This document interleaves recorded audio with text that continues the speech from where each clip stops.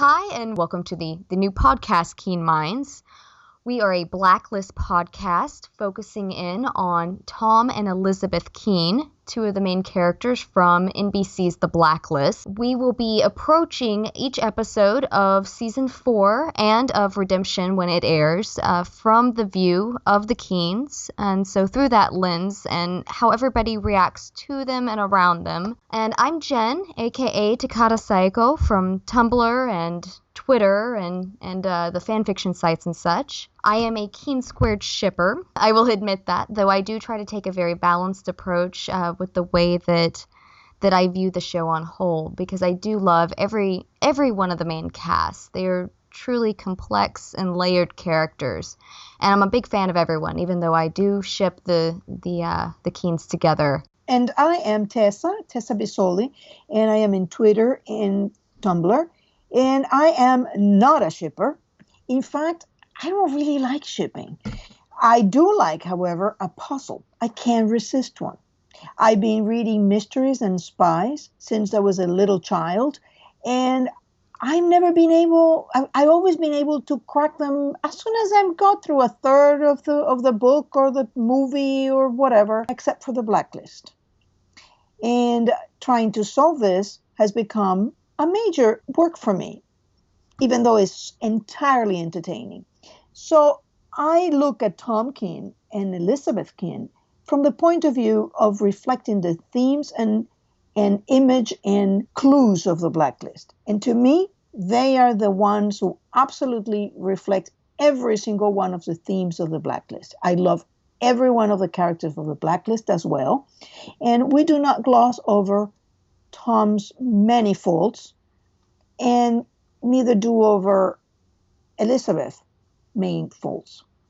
We think of her as being a dark character. Yes, it's more focused on the fact that both of them are very gray characters, neither 100% good or 100% bad. We don't view Liz as a damsel in distress. She's a very strong female role, and we approach her in that way. And so that's where we're coming from on our individual views. And so we will be tackling each podcast episode in that way and discussing the themes and where the episodes are going as it involves the Keenes. And so this is the very first episode of our podcast. We're very excited. We've had a blast putting it together. And we will be looking at the way that the cast, the task force, and Red's team approaches what turns out to be a pretty big lie, that Liz is in fact not dead. She's faked her death, and that she and Tom were trying to give Agnes a chance at a normal life, away from Red, away from the task force, and everything that they see as taking away their daughter's chance at a normal life. So we'll be approaching that major issue there with each of those characters, and also taking a look at the parallels between the Keenes, both in this episode and a couple more that wrap into that. And so we really hope you enjoy this first episode with us, and stand by. Here it goes. All right, well, starting it up and the beginning of the first podcast for Keen Minds, which is really exciting. It is, very much so.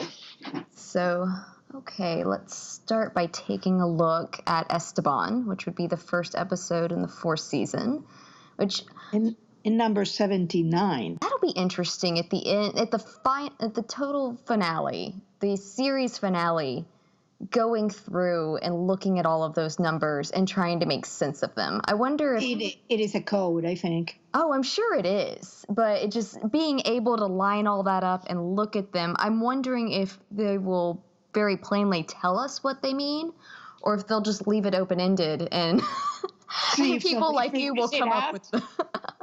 It could be, a la Sopranos, like, okay, whatever you want it to mean.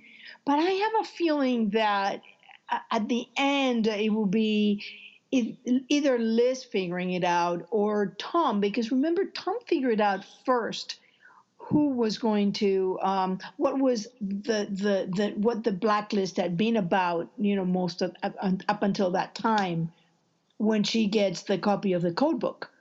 So he was pretty good about figuring things out. He might be the one who figures out the list. Or it could be a combo effort there. I mean, Exactly. That would be even better. Or maybe it's even Agnes oh, as she grows up.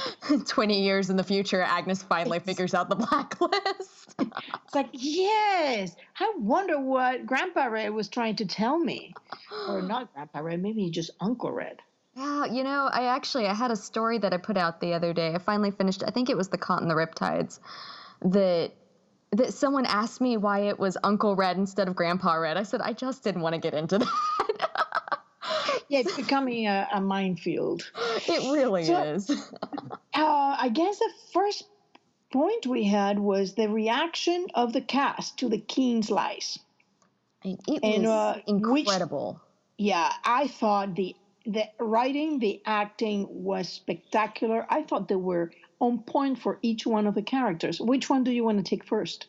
Let's start with Red. I mean, he's our main guy, and it's always incredible to watch Red work on the screen, both James and, the character himself.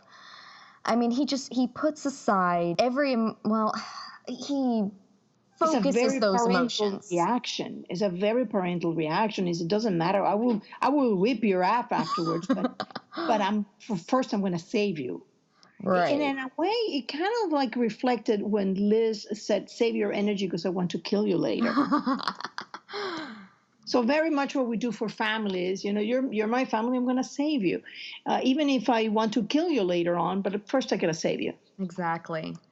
And so, but I mean, he's able, it's interesting because you and I talk quite a bit about Red versus Tom. And it's interesting because I've said for a while that a lot of times when Tom is in a very sticky emotional situation, he's more apt to make mistakes. Probably because he hasn't had a lot of experience in that realm. He's getting better with it as the show goes on, but he's definitely shown that some of his major mistakes come when he's very emotionally involved, especially when it comes to Liz. But Red has a way of just zeroing in and, I don't want to say pushing those emotions aside, but channeling them. And yes. I love those scenes, like him walking through, when it opened up, him walking through that club. Oh yes, that was just brilliant directing and brilliant editing too. And one of the interesting things about that you just said is that is one of the primary characteristic of a psychopathic nature.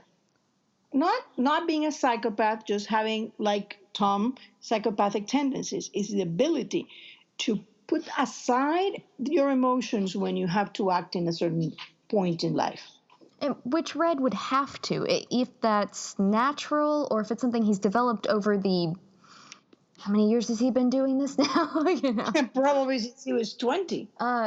He's before maybe. If he hadn't learned that, he'd be dead by now. And so but it's very, very cool to watch, I think. Watch him in action. His pain was great to watch. Oh, yes. Full as that sounds. Oh, no. James is impressive on that. James is impressive in a lot of ways, but he was just...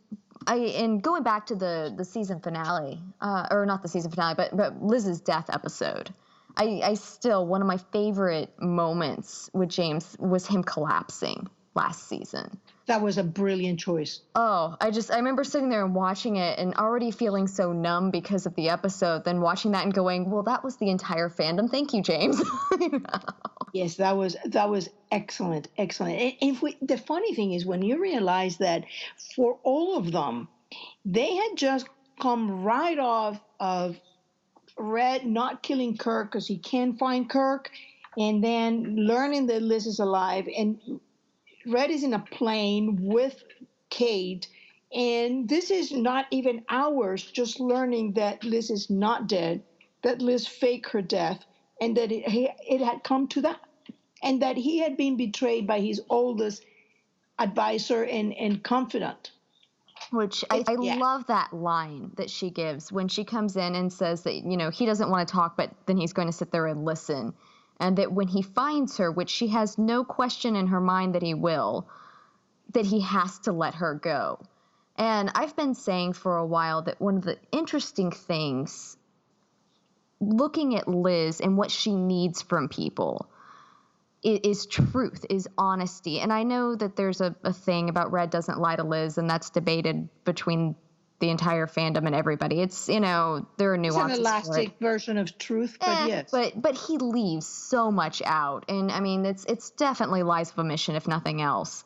And Liz hates that. We saw that in season 2 when she told Tom, she gave him the ultimatum, I need to know where you got this. When he lied to her, she said, okay. She kissed him, and then she walked off, and she said, that's goodbye.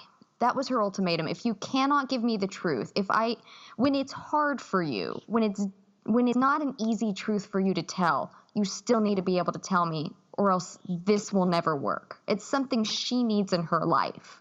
And yes, and that is an interesting thing. Why? Is that, and here I'm coming from my own perspective. I got a built-in lie detector.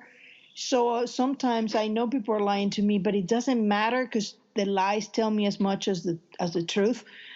And I'm intrigued by that of Liz, that characteristic that Liz has, the needing of the truth so much. I think a lot of that with her comes from the fact that there were so many questions in her life right now. Red's there. She doesn't know why he's there. She gets bits and pieces. And I think that's why it will come, especially this season after everything's happened. It's going to come to the point where she needs him to tell her the truth. Be an ultimatum for her. Exactly. I wonder if she always had an idea that her life was a lie. That, as Red tells her in I think is 102, what if I were to tell you that everything about you is a lie? Right. I'm sure it was at least a subconscious question in her life. I mean, she doesn't have memories before being adopted by Sam. There are huge gaps in her life. So you have to wonder, as an adult, looking at things logically, especially someone that's so curious about how the mind works like Liz is, she would have to wonder if there are secrets in there that she should remember, she should know, but doesn't. And that up until Red stepped into her life, she kind of decided she was going to push aside because she had this man that appeared normal in her life. If Tom had just been the 4th grade teacher, he would have been eaten alive by everything Liz is.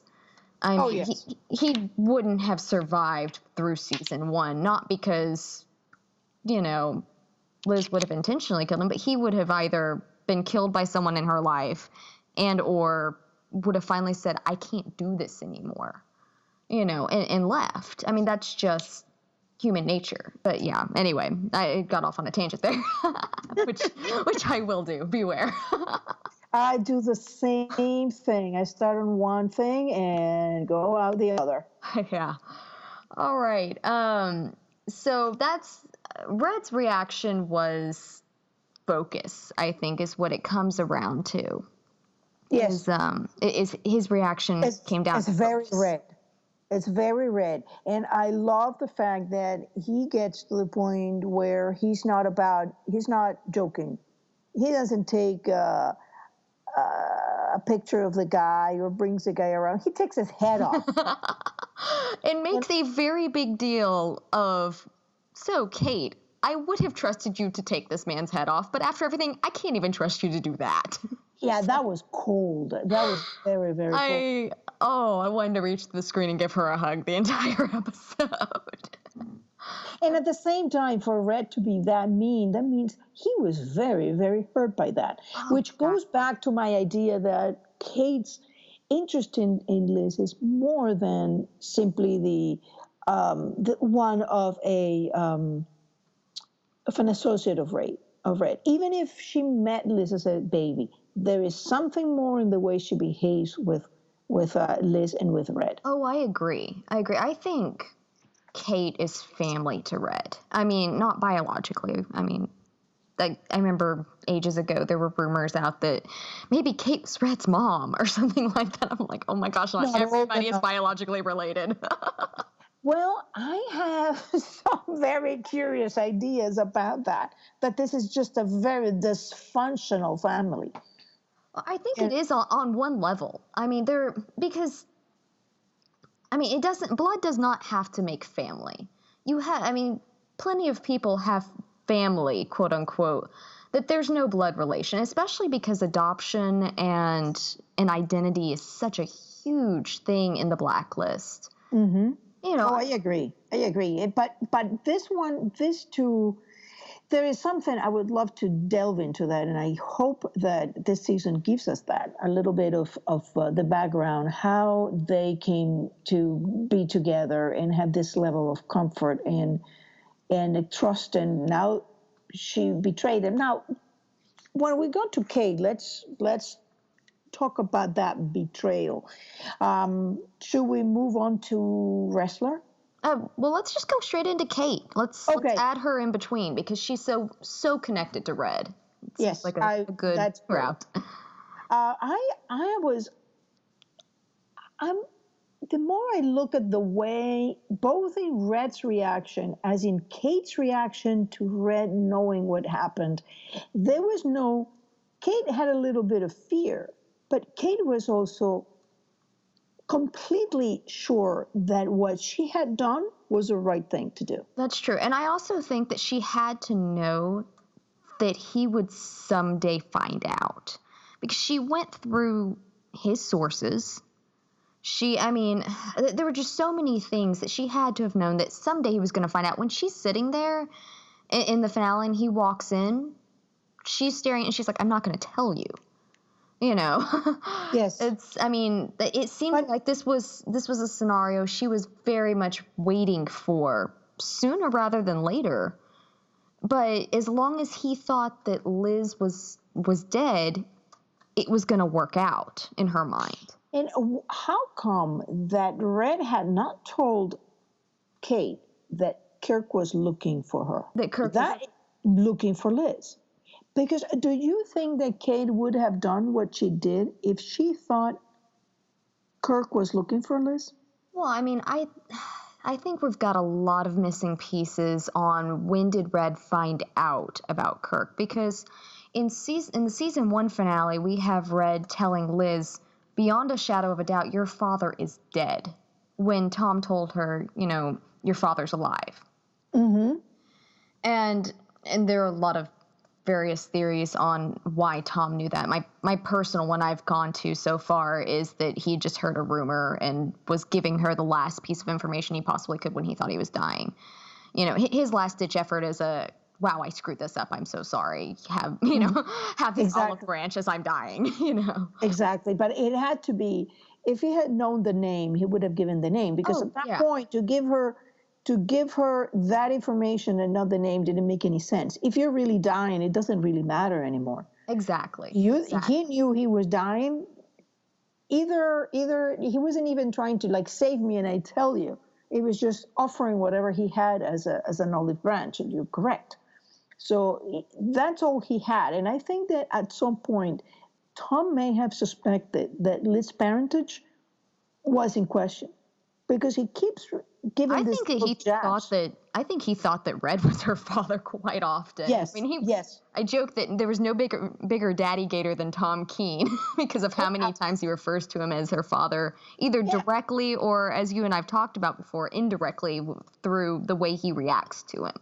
exactly. And if he knew that, if he thought that Red might be her father, and he thought that her father was alive, either it was because he thought it was Red, but then why not tell her Red? He thought he was dying. So there has to be that at that point he had some rumor, as you say, that it was her father was alive. And I think that Tom had put together from the whole Berlin situation that whoever was pulling Berlin's strings was Liz's father. Yeah, I actually just read your little meta on that, and it was very interesting. It's a very interesting. It's just been driving me crazy. Like, how could he know? Why didn't Berlin, hell bent on hurting Red, not go for Liz? It's the most obvious thing. So it has to be that Liz was protected by who she was, by being the daughter of someone. So that someone had to be pulling the strings. I thought for the longest time it was Katerina, but now I'm thinking, I think it may have been Red. I think when Red found out that, I mean, there's so many questions with that, but you asked earlier why he didn't tell Kate. I think a lot of that rests on when he found out either that Kirk was alive or that Alexander Kirk was Konstantin Rostov. And I think, whether that was in the Rostova file, which is possible, I suppose. I mean, I think there are multiple places he could have found that. I'm sure we will get more information on that as the season unfolds. But I think that is a vital point. Oh, definitely. And I think that why he didn't tell her or whatever has to do that will have to do with when he found out Kirk is constant. Yes, unless is there a reason why he would not tell her? Maybe she thought that, no, but he says Kirk has her. So that means that by then he had told at least that Kirk was looking to abduct her. Oh, yeah. I mean, because he found that out with Scotty, and when he tracked down Scotty said, who hired me, Alexander Kirk. And by that point, he seemed to know who Kirk was. And seemed to have pretty much come to that conclusion on his own. He just needed the definite, Yes, the confirmation that he was not wrong from Scotty. But Kate's reaction to Red, her, I don't want to say lack of fear, because I think there was a fair amount of understanding that this could end me 6 feet under, and he's going to have to hire a new cleaner because I can't clean my own mess, I think she understood the potential consequences. And, I mean, she and Nick talked about them, that it was dangerous for them. But I think by that point, Kate was willing to take that route. She was willing to take that risk. When Red walked in at the finale last season, she knew that he could put a bullet in her head right then, and she was willing to die for that information. Yes. I do think that a lot of her shakiness in the premiere, both literally and physically. I mean, her hands were trembling with the gun, which we've seen before. I don't think she's very comfortable around firearms, which is interesting because we've seen her fire a gun twice now, I believe. Once when Red had been shot and was in the warehouse, and the fake FBI, agents came in. And then again, when she had the gun on the lady, I don't remember her name, but the lady from Mina? Yes. So, her hands were trembling then. I think a lot of that is just the stress of this is not her forte, as Red pointed out.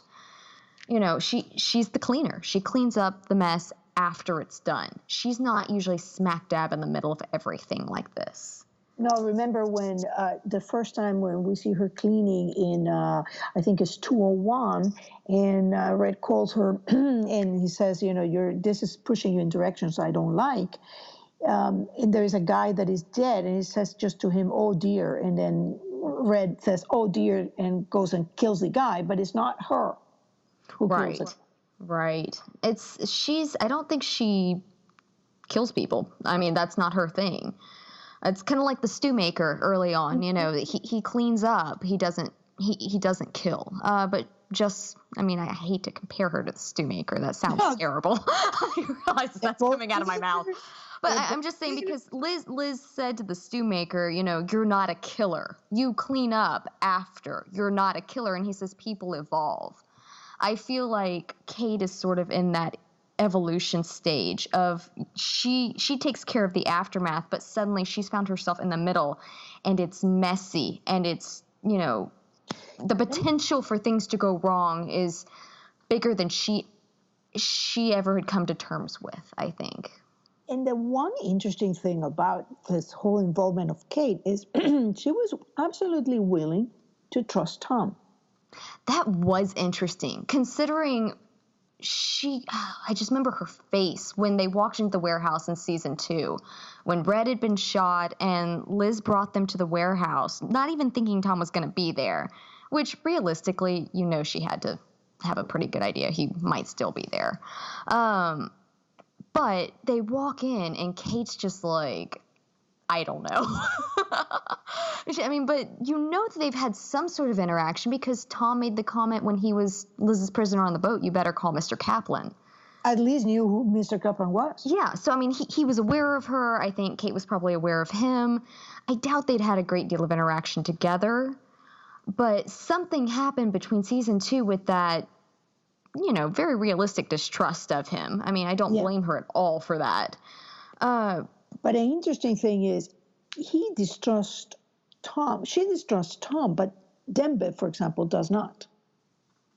In fact, Dembe is always telling Red, you have to tell her. You have to tell her. I almost think that's more for Liz's sake than Tom's. But yet trusts when they're going to give her a gun in the warehouse. That's true. I also think that it's possible that Dembe, coming from the background that he does, understands how much your past, a childhood so ripped away from you can have the potential to warp your adulthood. There are so many potential mirroring images between Dembe and Tom. It fascinates me. It is somebody who, in all rights, should be bitter and hating everybody. But for some reason, the person he is like the docs, they fix on the first thing they see, they imprint. And that's the person they're most loyal. And for Dembe, that was Red. And for Tom, that was Liz. Well, to begin with, it was the Major. I mean, that's who formed his young life. At 14 years old, he's getting picked up off the streets, and a child that's had nothing his entire life has had to scrounge for everything and probably told that he'll never amount to anything is being told everything that they're saying is wrong with you is actually right, and we're going to use that because you're special. The wording that the Major used with him was so manipulative. Yes, I have a love-hate relationship with the Major's character. I find him absolutely fascinating. I always want to know more, and I hope that at least in retrospect we get some more information about St. Regis and the Major and everything, and Gina and all of that. I hope they bring Gina back. Oh, I love Gina. She would be fascinating in Redemption. But we're getting off. Yes, we subject. are. Should we go on to who? Cooper, maybe? Let's go down. Wrestler. You want to go down to Wrestler? Because Wrestler. Let's go down to Wrestler. Wrestler had, oh my gosh, I was so excited. Because I know that a lot of people have been saying that they feel like he's been underused. And honestly, I understand where they're coming from on that. I know that there are a lot of different ways to look at it, and personal bias is always going to influence that. I joke all the time that I can walk away from any episode and go, great episode, needed more Tom. But that's because Tom's my favorite. And so I'm going to have a natural bias to want to see him. You've got a favorite, you want to see him on there. That's just how it goes. But after Wrestler had such a huge arc in 3A and into the 2 episodes into 3B, he kind of took a step back. And it was jolting from where he'd been, because he was so prevalent in the first half of the season. That's correct. And to have Liz come back, and suddenly this person who was essentially her best friend, to have him, we saw that gap between them that was probably caused by everything that happened, but they never really approached that. They never had a talk about it. I feel like there were a lot of things that could have been done or could have been said to make what happened feel a little better on Wrestler's end. But I mean, regardless, that's done. That's over. I have a theory about that in a way he lost Liz, lost her to the other side, to the dark side. And once she became the other side, yes, he still care about her, but she went to a different plane for him. Oh, I agree. She was not an agent. She was now firmly in the grays where he's not comfortable. Exactly. And so I have to admit, when the the rumors started coming out, when they started filming and pictures started being released, all of that, I saw that he was going to be in Cuba, and I was so excited. I was like, okay, well, maybe because it could have gone very easily that Ress just said, it basically took Samar's stance and said she did this to herself, I was absolutely certain that he was going to be supportive. Really? Absolutely certain. You Yes. had all the faith in Wrestler. I feel like I failed as having faith in Wrestler right now. Because it comes to the rubber banding. Yeah. It comes to the rubber banding, and it comes to the position that I always say, you not that you need to read the comic, but when you read the comic, you get a whole different side. And in the comic, and even it's also addressed in the episode. He said a few times, we're going to lose her, and we're going to lose her. And I know it is very tempting, especially for people who are into shipping, to think that that is a romantic statement. But there's another way of looking at it. Not to say that the romantic is wrong. Just there's a different way of looking at that. We're losing her. We're losing her to Red. We're losing her to the dark side. This is, for Wrestler, this is an epic battle for her soul. Oh, absolutely. He needs to save her while Liz is still the innocent agent that he met.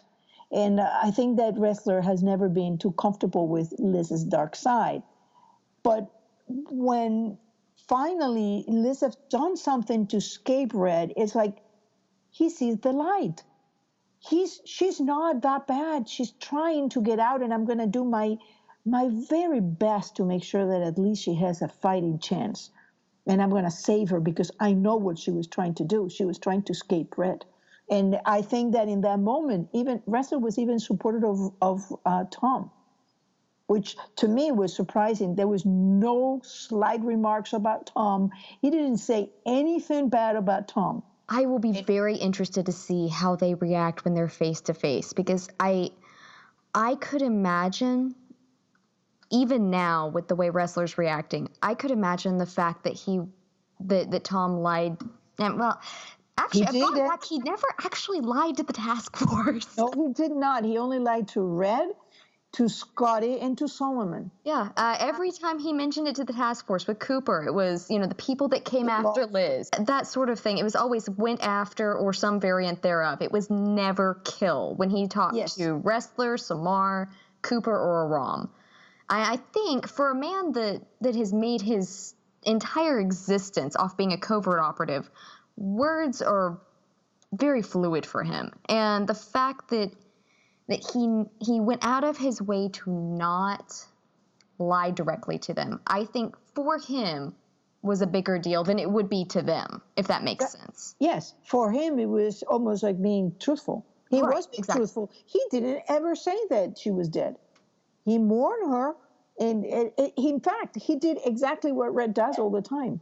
It was a very interesting to watch it, because I realized it towards the end of the season. I guess it was probably in the finale when we found out for sure that she was alive. I went, hang on just a second. He never actually said this. And I went back and I did my rewatch and I said, well, that'll be interesting. And I've got this fun little scene that keeps playing in my head, and I'll be interested to see if it goes this route, where he pops off and says something like that. And I could see Wrestler just taking a swing at him over that. And getting it out of their system, kind of like they did in front of Cooper's house, and Tom just stepping back and going, okay, I deserve that. And then it's done. That's that. Wrestler understands where the Keens were coming from on it. And he's, And Wrestler was a very, very, very firm in saying that Liz was going to keep the baby. Oh, yeah. And the fact that they kept the baby and Tom was on board, more than on board, he was the one pushing Liz. Mm-hmm. That, to me, should earn some respect from Wrestler. I think they've got a very complicated... I mean, anybody that follows my Tumblr knows that I bro ship those two. More than the show has ever given us, honestly. But I love those two because I feel like they very much are yin and yang. And if they ever worked on that friendship, and I don't know if they ever, will quite as much as I would like them to, but if they ever did, they really could help balance each other out. with Tom being very deep in the gray and Wrestler consistently being dragged into the gray, kicking and screaming. I feel like they could help balance each other out in a very unique way. But yes, we're tangenting again, or I'm tangenting again. Oh, we're both doing it. That's part of the fun of a Blacklist. It's all connected. Oh, it is, and I love it. The puzzle pieces fascinate me. It's what I do. If anybody follows my blog, it's what I do. It's all about the puzzle. But Wrestler, to me, was thoroughly on character. I was not surprised, and I felt so good because it's like, oh, great. I can now, at least I know to myself that I understand the character of Wrestler. Right. And I loved the fact that he went back to his own personal morality again. He keeps doing that. We've seen it again and again. And every time he does that, I think he understands a little more that the system is corrupt. That it's more corrupt than he would like to admit. And the fact that he went out of his way, what is it Panabaker said? Are you a traitor or an idiot? A moron, actually. It was perfect. But I think that it was a great line. Oh, I was cheering Wrestler so loudly from my couch when he didn't back down. I was like saying, oh my God, you're going to get so killed. You're going to get so killed here. You don't know what you're doing. But in a You'll way, be fine. But in a way, that is exactly what Red needs him to be. Red plays, it's like he says, like he plays the orchestra. Red plays the orchestra. He doesn't play an instrument. He plays the orchestra. And in order to do that, he needs everybody to act as they should. I think that's one thing he hates about Tom, honestly. Exactly. He cannot predict Tom. Exactly. And that is one thing that I have even this crazy theory of mine that Red had been using the task force, the Reddington task force, for a long time. Even when they were chasing him, he was throwing them like Makotanita.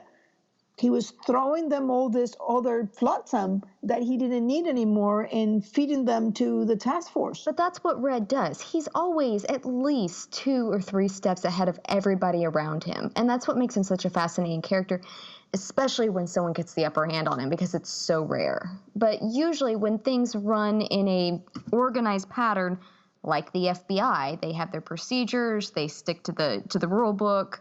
He's able to, to play them exactly like a chess game. Exactly, and that is something that we have seen at least one other character doing that, and that's Scotty. Right, and she is supposed to be. Early on when they started leaking information about the spinoff, they said she's going to be a female Red. And nobody quite knew exactly what that meant, and it turned out it sounds like it means on both levels. Her connection to Tom is very similar to Liz's connection to Red, as well as, having that type of personality. Yes, and even Red said people like us. And since Oz is not criminals, because she's not a criminal, she's a respected government contractor. You see her in pictures with, high-end government officials, at fundraisers. She's hosting a fundraiser for who we expect in the world to be, their next president. Exactly. And that means that who's us then? It has to be that they both come from the intelligence world. And that goes to my theory that this is a merry group of spies and something went wrong. Oh, I'm right there with you. I think that the Rostovs, the Hargraves, and Red, and I don't know if Carla would have been involved in all that, but at least Red, all of them were connected. That attack on that with a bone, I know that people say that was inefficient. Actually, that's pretty hard to do. Yeah, that's a pretty small target there. Exactly, and to do a precise attack. And also, well, we can get into another thing. Let's not go there. Yeah, I was going to say, let's go down to Samar then. Yes, Samar. Start bringing each other back on track. Did you like Samar's reaction? I thought it was very her. She gets very focused in. I don't dislike it at all. Like, I know that I was talking to a friend on Tumblr who is a huge Samar fan, and she was worried about backlash on it. And I said, I don't see why anybody should. I said, we needed a character in the group that was able to be foursquare against this at the beginning, and that slowly sort of kind of comes around. And we saw her do that when Liz was on the run. Liz went on the run, and she was like, no, we're bringing her in, we're taking, and we should not go out of our way to save her. Stop this wrestler. We need to, when we bring her in, we're not going to risk our lives to bring her in alive, basically. And then slowly but surely, by the end of it, she's basically committing treason by using Wrestler's computer to track Red's cell phone and not telling, her boss. Exactly. As she sees the extent of the cabal infiltration, she realizes that Liz was a pawn. But I think at the beginning, her, like a wrestler, were thinking that there was some big chances that Liz was indeed a sleeper agent. Because if you look at the reports, they all said her prints were on the bomb, that her mother was a Russian spy and she knew it and she hadn't said anything. There was nothing to indicate, really, that the cover-up was a cover-up at all. It could have been just simply that Liz was exactly what they were saying she was. And I think Samar thought about that, and that's why she was so focused on you. She has to come and take responsibility. But, I mean, we're moving into the same sort of parallel idea that she's, I guess it comes back to responsibility there. She'd made this choice. I hate that she's going through this, but she made this choice. So her personal responsibility is to take care of it. Exactly. But I also think that Aram is correct in which, if something were to happen, Samar would hate herself for it. But she thinks and knows that Liz will come through it. I think she has a lot of faith in Red on that. I also think that Samar said, I want a career. I don't want a family, I want a career. And she gave up that career to save Liz. The second she took that chance to go into Wrestler's computer, she was risking her career, and her career is the only thing she had left. Because she had no family, her brother that's a very good point. Been the terrorist, and it's not just a job. She's burned as an agent. She's becoming a traitor. She basically gave up everything that was important to her to save Liz. And Liz turns around, and instead of saying, because Samar will be trustworthy, saying, hey, listen, I'm going to fake my death, and I want you to know that it's fine. And trust Samar that she's going to go and do a nice job at mourning and whatever. And the fact that she didn't do that, I think it was extremely hurtful. Oh, I agree. I definitely agree. And I think it's something she's going to have to piece together throughout the first half of this season and really come to terms with the why, and that in the end, this isn't about her. It's not about Aram. It's not about Cooper or Wrestler or Red. I guess Red, it took a little harder because they were actually getting away from him. But so it wasn't meant to hurt any of them. It was meant to save and protect, an innocent little child that could not protect herself. Exactly. And I think that at the end they will understand that, but the road for Samar particularly, because of what she gave up, was terrible. And I'm not convinced that getting fired, even though she was like big of personal responsibility and said, well, Wrestler did the right thing. That does not mean that it didn't hurt. Oh, I think it hurt her a lot. I do. I really agree with what you just said. I'm not sure I have anything else to add to it. But I thought it was spot on her refusing to help. And her reaction when Aram called her on it, I loved that. She just, the way she was rubbing at her hands, and it's not like it was just a nervous gesture. I mean, she was digging into them. Yeah, she's done it before. She's done it she killed Walida Busita. Right. Same gesture. I'd actually forgotten about that, but you're right. But she's standing there, and it's one of my favorite episodes of her, even better than South Bin Hassan, because it's very subtle, but, she really shines in it. It's those subtle little things that she's using in this fantastic episode. Should we go into Cooper? Yes. Oh, Cooper. I I mean, we her. didn't get a lot from him, but that poor man. Oh, he's put so much on the line for her. I mean, they all have, but he has put so much on the line for her. Yeah, he went totally rogue for trying to bring the guilty parties to justice, and was allowing Red to kill Kirk. He went really far into the grays, and I don't think at all that Cooper is a black and white character. He's very much in the grays. He's always been. In fact, didn't he beat up Alan Ray Rifkin? Yeah. Yeah, I mean, that was So years before the show ever opens. exactly, and he was already doing things that he knew, in a way they were wrong, in a way they were right. This is a guilty man, and he's dying saying he's innocent, but he wasn't. So he knew exactly what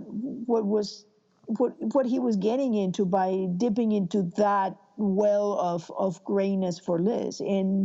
But he has to do it because he's been pressured about bringing Red back, and he knows the only way to bring Red back is to bring Liz back. And he's going to do his job. He said it to Mira actually, that in this task force they work on first, second, and third. And I think he's able to approach it that way. It's interesting comparing Cooper and Samar, that's the line, because Samar really is, as you said earlier, she's chosen work over everything. And yet this is where her emotions are taking front and precedent in it. And Cooper is able to say, this is what we're doing. This is where we're going. Put the emotions aside. Mm-hmm. But I also, I'm not saying that Samar doesn't care for her. I think it's just a difference in personalities and the way they approach it. No, but I think Cooper cares a lot for Liz. We have seen Cooper go very emotional over things. When Cooper found out that Charlene had an affair, he was basically useless in that episode. The only thing he was thinking is like, but why? And they're like being chased, and Solomon and Karakurt, and the only thing he's thinking is like, why are you doing this? And why were you having sex? Why didn't you invite him to the book club? So to me, that was like, he was completely dysfunctional. So that is Cooper's point, because that was Cooper's point of strength. My marriage, and that's why he was able to say work first, second, and third. He didn't realize the token he was taking on Charlene, but for him, that was his strength. And when that was taken away, it was gone. And Samar had gone through a very similar thing, because she had to give her brother to Red. Of course, she knew that her brother was dead no matter what. It was just a question of how long it was going to take and how painful it was going to be. But it was terribly painful for her to do. And I think for Cooper, at that point when we're in the show, he's like, well, I can't go any further down in pain because I already went there. I experienced my wife having an affair. My marriage broke down. I'm living in my office. And then I had to hunt down one of the agents that I have come to look at as a daughter figure. I can't go any further down. And then lost her. Yes. And then she died. After all of that, they thought she died. And then she's not dead. So by then, there's nowhere he can go. It's a numbness. It's a numbness for it. Exactly. And then that brings us to our favorite cinnamon roll. Oh, I love a Rom. His reaction was so perfect. I actually had someone contact me directly after the episode and say, well, what did you think about a Rom's reaction to Tom on the phone? And Tom's reaction to that reaction. And part of it kind of reminded me of when he fussed at Wrestler about calling Samar a bitch. And like the bomb's about to go off in their face. And he's like, it takes a second to apologize. He's sitting there. And thankfully he was waiting for the signal to ping while he was, pressuring Tom. But that was such Tom, sidestepping it, not wanting to admit it, not wanting, he was doing everything he could not to admit, yes, I knew, until he was backed into a corner by it. And I loved it on both ends. I think Tom was trying to spare his feelings. Oh, I agree. But I thought one thing about you said just very interesting. You know who else does the same thing? In a very stressful moment, go and truly worried about the tiny little minutia. Red. Remember Ivan? You got to transfer the money. No, we got to get out of here. No, no, no. You got to transfer the money. Does the little things in the screen bother you? The fingerprints? Those kind of things are thoroughly unimportant, and yet Red does it consistently. So that is an interesting little point of comparison. And I'm always very careful in this show. Whenever I'm starting to see any little points of comparison, I start paying attention now. And I thought that was interesting. Because you never know when they're going to link back.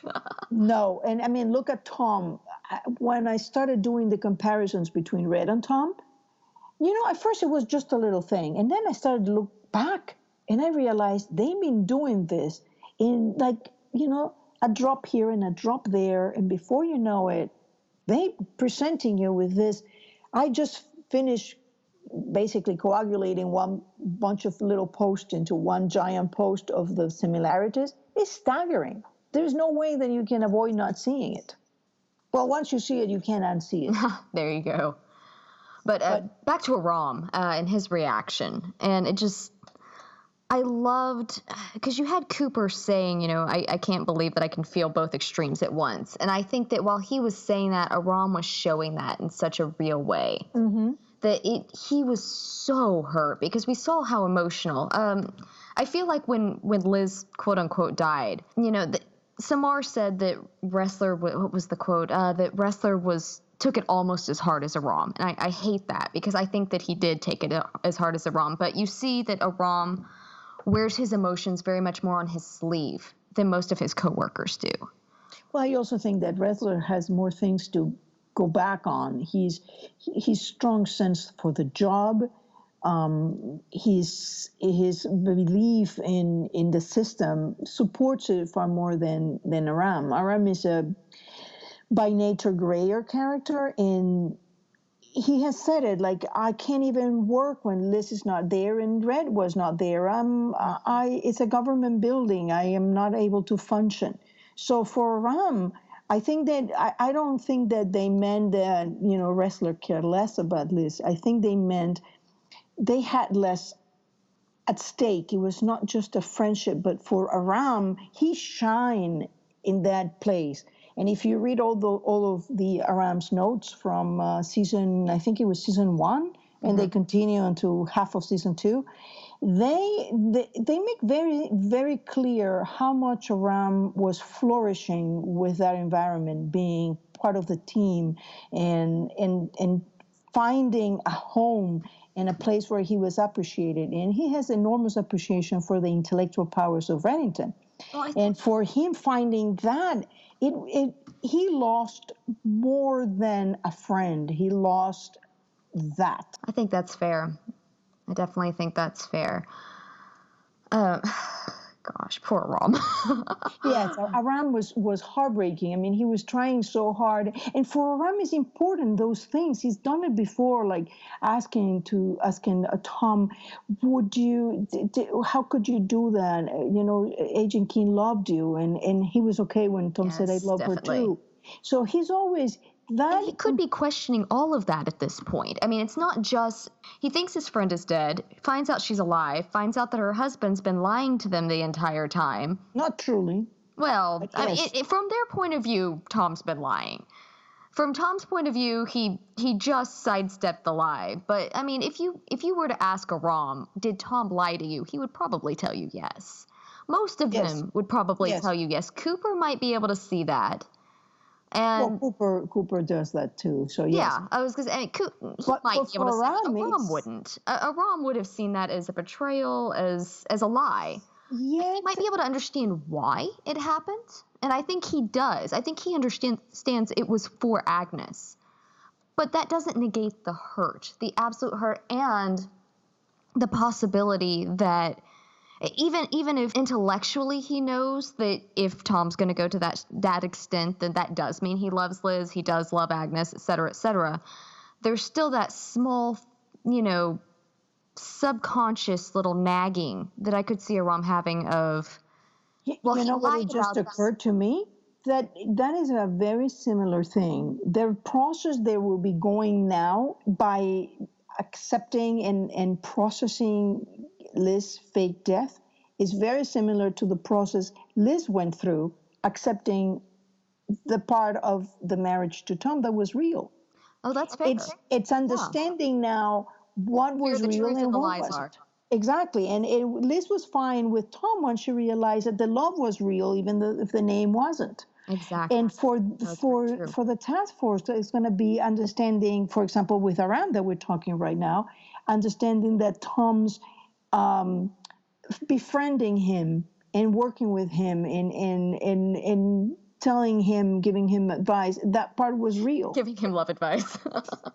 Well, the guy should write a book, right? No, but you're exactly right. It's going to be piecing that out. And I'm really hoping that they do have as many crossovers as they're talking about, and or handle that before redemption starts up, because I do love the the broship I didn't realize that I needed between Aram and Tom. I mean, it's a very interesting friendship that's sort of budded out of Liz not being there. And for the sake of everything, poor Tom needs a few friends that aren't going to shoot at him, you know? Exactly. And also, it's a friend. It's funny because Tom is one that when Aram starts rattling about the radio and the whole thing, Tom is right there. He already did it. And Aram is like, wow, yes. Oh, I think people underestimate Tom quite a bit, because when they met him, granted, Aram didn't meet him in season 1 when he came in, but Wrestler met him, and he was a 4i.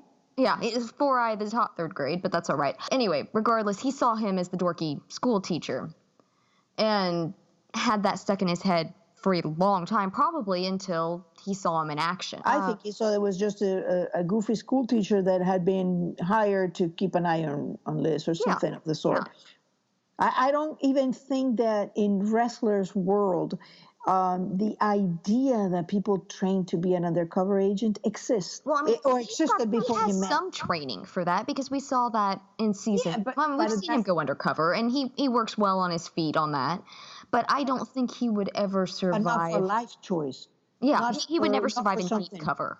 No, and that takes a whole different kind of person. In Black and White Wrestler, the beauty of his character is the fact that he's true to who he is. The funny thing is, I don't think Tom would survive in deep cover anymore. I think he has changed so tremendously since falling in love with Liz that we saw how shattered he was just trying to do the bit in Germany, that as soon as Liz was in trouble, no matter how hard he fought it, there he was, back on a plane, leaving Dresden, not trying to salvage anything, not going to his boss, going straight to the feds and going, I volunteer to take the fall for this. I think that he would be able to work undercover, but not the long undercover. That's what I mean. Deep undercover, yes. Deep cover for long stretches of time.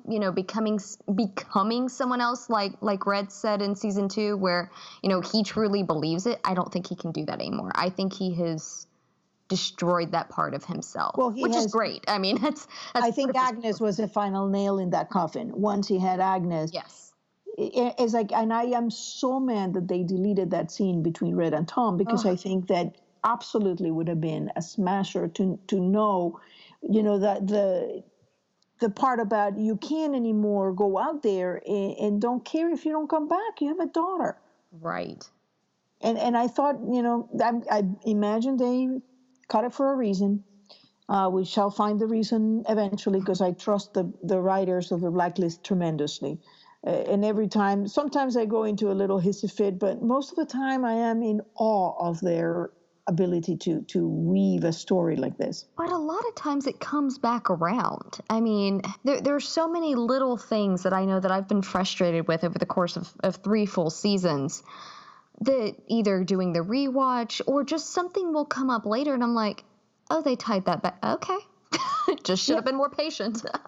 and in doing this, if you've been following my notes, which I think you have, you see that I've been focusing on very little details this time, because after each season I've done a rewatch. Sometimes I've done rewatches in the middle of the season, although the entire thing up until then.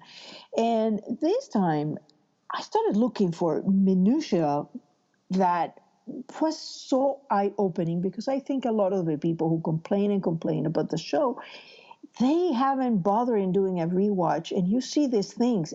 They just come back. Everything is tied together. You And also get people that watch it, at least watch certain scenes very passively. It's one of the things that I think when you enjoy every character on the show, you tend to watch it more in full. And I mean, and I will admit, I watch Tom's scenes more times than I will other scenes. But because I enjoy every character on the show, every one of the main cast, there's no one that I tune out. You know what I mean? I don't, Wrestler doesn't show up and I go, I don't care what he has to say. Because I like Wrestler. Samar doesn't show up and I just kind of shrug her off because I like Samar. I don't have any dislike towards the characters. I mean, and people like and dislike who they do, but you miss major things, I think, if you tune out an entire scene because of a character. Yes, because you have no idea. The Blacklist is operating not just on the story that you're seeing, it's operating on symbols and signs, in images, in themes. And you tune out a character, you're basically losing the whole thing. Because you're not looking, it's a 3D puzzle and you're taking a dimension of the puzzle. And you've just put a big hole in the middle of it. Exactly. And blinders for the rest of it. Yeah. Okay, so all in all, there are the main cast, their reaction to the Keens, what they did, and their lies and or. Should we touch a little bit on Dembe's reaction to this whole thing? Or sure. I mean, poor Dembe. We weren't planning on it. He was awful cold to Kaplan too. He was very cold, but I found interesting that he could have chosen to tell Red, "I told you so." He could have chosen to say, listen. I think that goes back to being, as Red calls him, he's a good man. I mean, the man that was responsible for destroying his childhood stood in front of him at his mercy. And he begged Red not to kill him. Exactly. And that is who Dembe is. He moves forward. He doesn't look back. Because you can't change the past. And so he was perfectly happy to let Red kill Floriana Campo. Which I found very interesting. Oh, I mean, he also didn't. I mean, he told Red to let it go, but he didn't pitch a fit. I mean, I think he no. With Red Floriana Campo, he was just watching. I'm saying with with Gil Pearl, yes. Yeah, he just. I mean, he said don't do it, but I mean, it's not like he put up a real fight on it, particularly. I think he was more worried about the effect on Red than the killing of this guy, obviously. Yeah. He was some very unsavory character. But he could have, I find interesting that Dembe did not go to Red and we didn't see a conversation like saying, hey, you know what, maybe you should consider telling Liz something, or let's go find Liz. And there was nothing of that, and I was kind of expecting it. I hope that they address that, because Dembe, however much he does not sign with align himself with Kate, he still has told Red over and over to tell her everything, and he doesn't do it. I wonder if it goes back to what they each individually view as loyalty. I mean, to Dembe, he can say it again and again and verbally remind Red, this is what you should be doing. But he would never take it into his own hands to do it for him. Correct. Like Kate did. And so it's funny because in a way he's taking kind of the Samar, approach to it of, you did this, you made your bed, now lie in it. Mm-hmm. Basically. I think he was seeing Red as destroyed as he was. And Red was thoroughly destroyed. Oh, he was. Pile of rubble, I believe, was the term. Collapsed into a pile of rubble. And if you think about it, the whole thing maybe took 3 weeks, 2 weeks. Yeah, and that's hard. That's difficult as a viewing audience to remember, without stopping for a second to think about it, because we had an entire summer hiatus in which we theorized and picked apart every little piece. But for them, it was simply, Liz was dead. The funeral was 1 week later, and they probably took a week in finding Kirk. Yeah. So all of this, because Agnes was there in the hospital, she was, still a baby. Mm-hmm. And she's still a very tiny baby.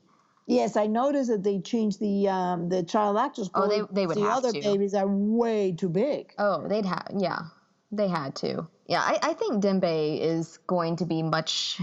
His approach would be more of a, like I said, reminding Red, but never taking it into his own hands. No, but they also is a different relationship because Denver is a mix between a son and a brother to Red. That's true. Whether Kaplan is older than Red, Kaplan, I don't think she could be Red's mother, but certainly could be a sister. Could Well, I be. think that she and Red are more on the same level than Dembe looks up to Red. He's grown up Yes. looking up to Red. Yes, it's the man who took him up, is a man who made him well, who's and there's a whole different story, and they cannot be the same. Exactly, I agree. Should we move into the next? Okay, the parallels, is that what we're going to touch on? Yes, we are. I do love parallels. Oh gosh, the one that I found that I really, I mean, and it sounds horrible to say I enjoyed it, because I mean these parents are just anguishing over their child. I'm going, oh look, it's an awesome parallel. When you see, there were 3 times, best I remember from the premiere, in which Mato threatened Agnes, threatened to Mato. shoot Mato. Mato, Sorry, yes. I just thoroughly butchered his name then. Mato. You would not believe I'm from Texas, I swear. I'm a horrible Texan. It's all right. I am a horrible Texan, I will admit this. It's all right. We don't go with stereotypes.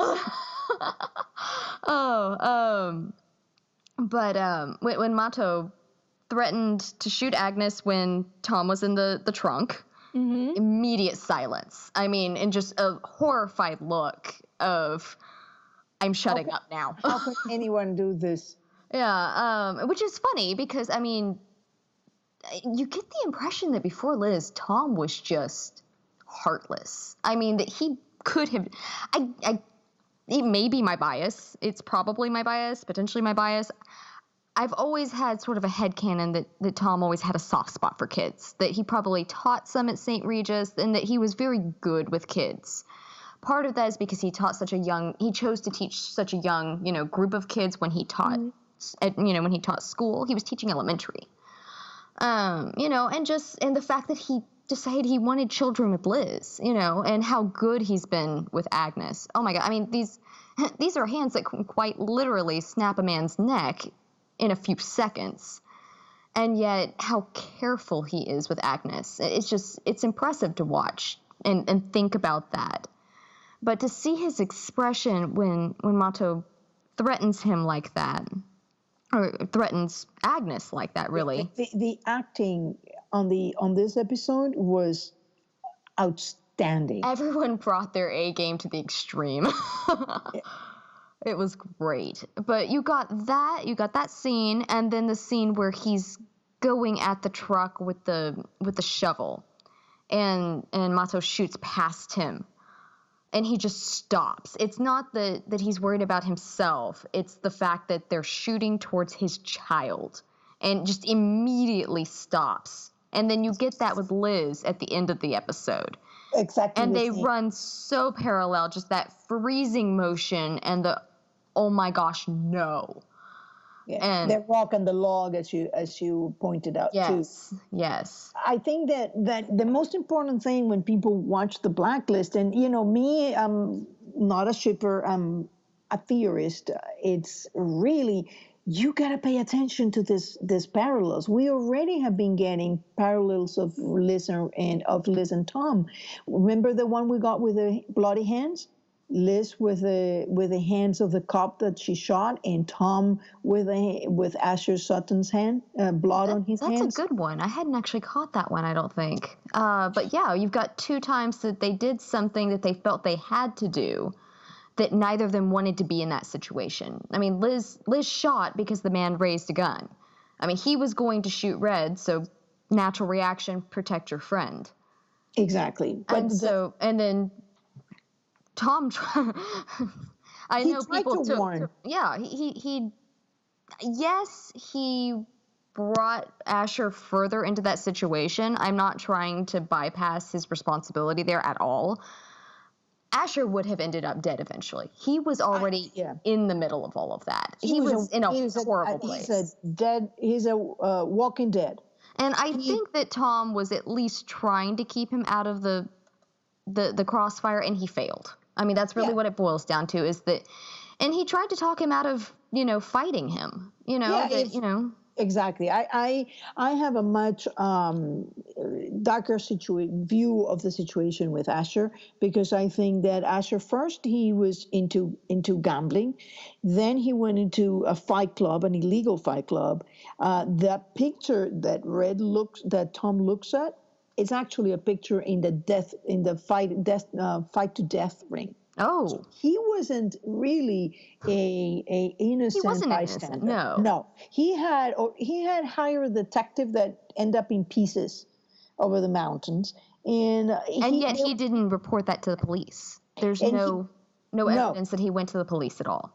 And he is basically being bled of money. He's fairly wealthy, so until the moment that he had no more money, then he would have ended up in the fight to death ring and probably take along Gwen and a child. Oh, absolutely. It's not for me. It's like, sure, he has responsibility because it was his hands that put the knife in his neck, but the fact that he just accelerated something that he had already been going on. You don't cross the Russian Bratva and expect to live. Exactly. And he did that when he refused to throw a fight. You get messed up with those people. They tell you to throw a fight. You throw the fight. If you want to live, you throw the fight. Right. That I'm not going to do that. It's only going to get you, strewn in mountains in pieces. So we've got, there's obviously the one from season 2 as well. You have, because Liz had the flashback during the deer hunter when she was about to break the woman's neck. Exactly. So they both have been learning. That parallel.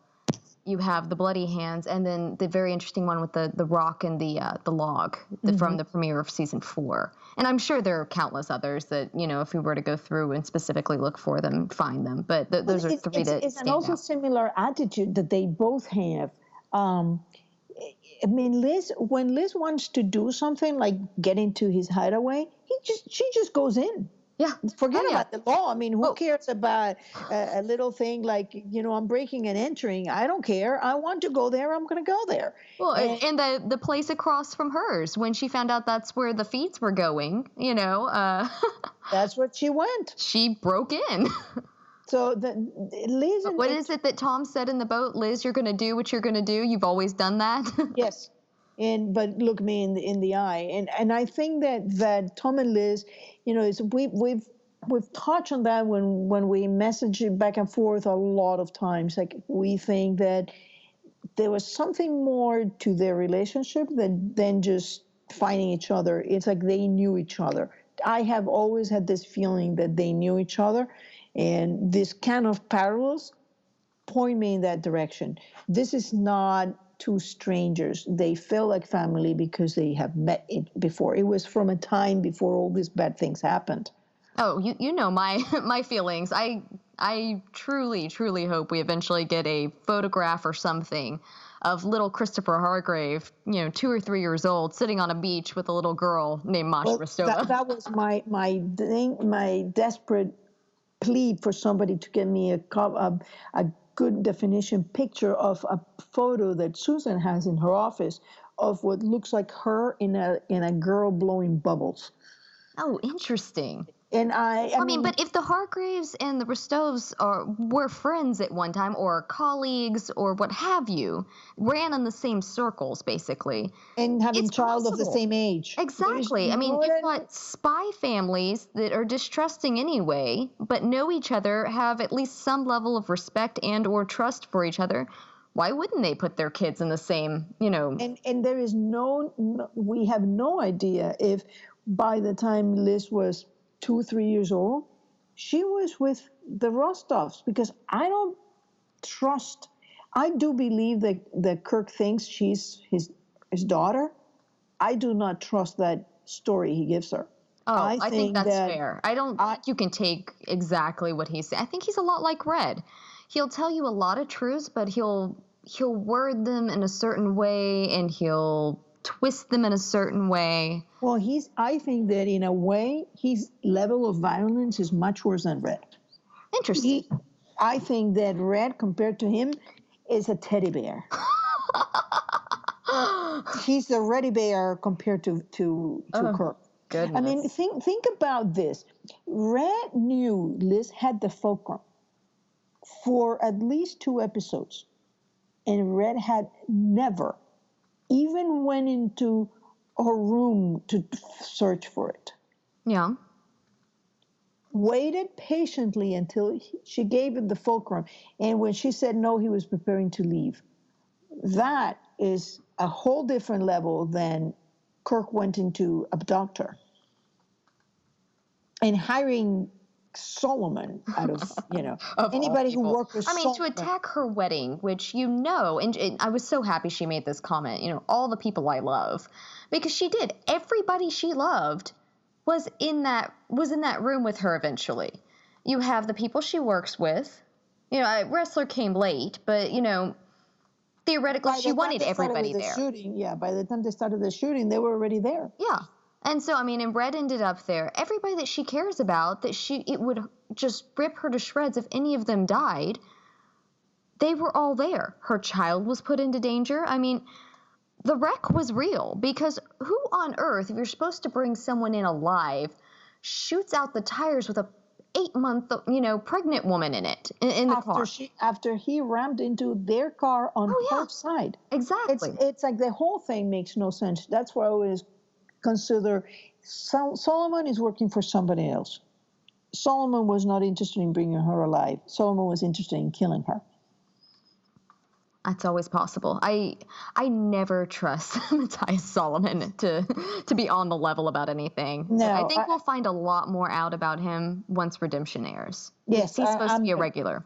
I am so excited. I think he's probably the most delicious character to hate. Oh, well, it's so funny because when Eddie Gethegi, I believe is how you say his last name. I may be mispronouncing that. But when Eddie got, cast for it, I said, oh, he's going to be brilliant. I said, I have such high hopes. And I remember the first episode he was on, I tweeted out and I said, I had insanely high hopes for this man, and you surpassed them all in all the best ways. Oh, he was absolutely delicious. He's malevolent, but at the same time, he's beautiful and elegant, and he seems to have so much fun being bad. Oh, he does. And it's like he's one of those villains that you both want him to meet a terrible end because of what he did to Dembe and to Dembe's family and everybody else. He nearly killed Agnes. He nearly killed Liz. He's consistently put everybody in danger. I was thrilled when Tom shot him. But I both want him to die and don't want him to die. That's the place I'm at with him. Yeah, I would be interested to see what they're going to do with him. If they're going to try to redeem him, or they're going to try to humanize him, because you don't get to be that kind of a monster for no reason. Oh, well, that's true. That's true. But I kind of hope they don't redeem him. I know that sounds very odd coming from me, who's like the redemption queen. Delicious, but she's delicious as it is. It's like I want him bad. I love him as a villain. He's an epic villain. And everything he does is like he's like so elegant. He's kind of a Red, but bad. But I just love how the blood splatters on his face and he's pulling out the handkerchief. Yes. Oh, that was a great. And when he threatened Peter, it's like the way he threatened Peter. Nobody else got away with that. Oh, it is very Red. He does have quite a few qualities that mirror Red. I think it comes from being in that line of work. We've talked about before that smile that Tom gets that's shown up on the pictures from, I think that's either going to be the second or third episode when he's standing over whoever it is on that bed, with that look. That's we've seen Red get that when he's just, well, so you're about to give me all of your secrets. if you have a person who does bad things with that sense of humor, it's just horrible. But as somebody who makes you laugh at the same time that he's doing these horrendous things, it's great. It's like when Red shot Scotty's Scotty's man, I think that was the Susan Hargrave episode. And then, I'm famished. That was one of the best lines. And that is what I call the maniac Red that we saw after kind of one in the VAM, and then we saw him again after Liz died. He was like, I don't care now. It's about the head. It's about shooting this guy to send a message. I don't care how many people I gotta send, but you're gonna talk to me. Oh, gotta love Red. Yeah, I realized I was just trying to make a less mess of my blog, and I realized I've written as many posts about Red as about Tom. Oh, and that is impressive. Red's just such a fascinating character. I feel like there are so many different directions they could go with his story. He's about to go. I really do believe he's about to go through a forced growth as a character. Through, like we were talking about earlier, through Liz demanding, you've got to give me something. Like, basically, this man has come into my life. He's saying everything you're telling me is a lie. And he's saying he's my father. Tell me the truth. Tell me your prediction to what little nugget is Red going to give Liz. Oh, gosh. I'm not sure I know. Like I said, there's so many ways this could go. He may tell her about the fire. He may just break down and tell her. I mean, if he feels like it's that or losing her, I mean, and she's proven the lengths she'll go when she feels like her daughter's life is in danger. And if he feels like, once we have Agnes back, Liz and Tom are gone with her, if he's not willing to hand her an olive branch of sorts. So you think he would tell her about the fire? I think he's going to take her to Dom. I would love that. I would love that so much. I love Dom. Dom needs to know his because you realize that little we saw in the promo for next week that Liz is looking at this picture. Liz is looking at the picture of similar to the one Dom had, except this one was signed Masha. And when Liz looks at that, she's going to realize that house was a setup. Yeah. Why put that picture there? No, that's a very good point. That'll be very interesting. So when I hope we do see Dom again, and that would be a great way to bring him back in. Have Dom go through that box with Liz. Have Dom pick up Agnes, and then perhaps we'll actually find out why Dom's reacting to Red in a very father-in-law, son-in-law sort of reaction when Red is not his son-in-law from everything we're seeing. From everything we're seeing. I feel like you have to follow everything up in the Blacklist from what we know at this point. Because it is, everything will make sense. Okay, well, Red was married to Carla, and he had an affair with Katrina, and, everything looks great until you go back. It's always like that, what I call the apple bowl. Whenever you see something that jars, go back and look at it because there is something wrong. It's like that should have been the clue for Peter that he was on the wrong floor. There was a ball with apples. Doesn't he wish that he had thought about it? Yeah, there's a ball with apples instead of the horse. So whenever you see something that doesn't quite mesh, go back.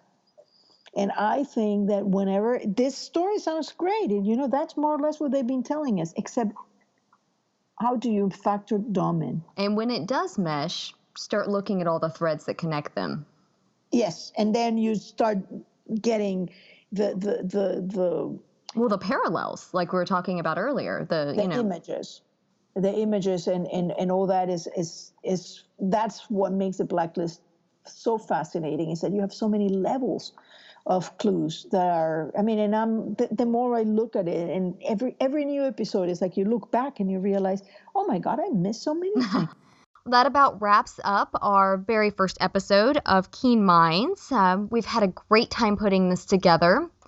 And be sure to follow us for the next episode. We are very excited to watch it. Yes, we have a Facebook page, a Tumblr page, a Twitter page, and we will be hosting the podcast on SoundCloud.